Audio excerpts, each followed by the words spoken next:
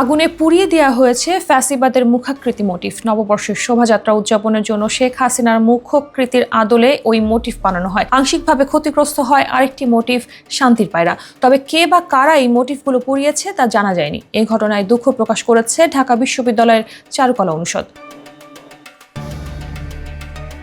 এক বিজ্ঞপ্তিতে বলা হয়, পহেলা বৈশাখ ও বাংলা নববর্ষ 1432 উদযাপনের লক্ষ্যে চারুকলার বর্তমান ও সাবেক শিক্ষার্থীরা বিভিন্ন প্রতীকী মোটিফ বানিয়ে থাকেন।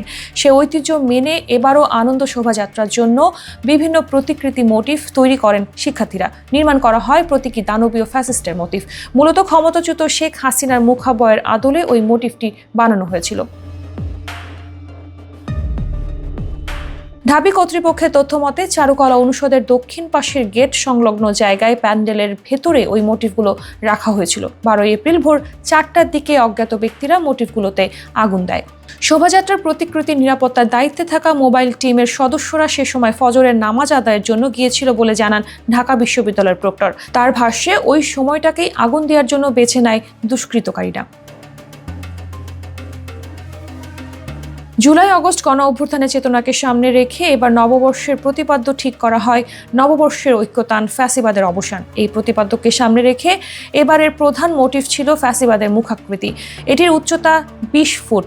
এই মোটিফে বাঁশ ও বেত দিয়ে দাঁতালো মুখের এক নারীর মুখাবয় বানানো হয়। মাথায় খাড়া 4টি শিং, হা করা মুখ, বিশালাকৃতির নাক ও ভয়ার্ত 2টি চোখ। এটিকে ক্ষমতাচ্যুত প্রধানমন্ত্রী শেখ হাসিনার প্রতিকৃতি হিসেবে ধারণা করেছিল অনেকেই।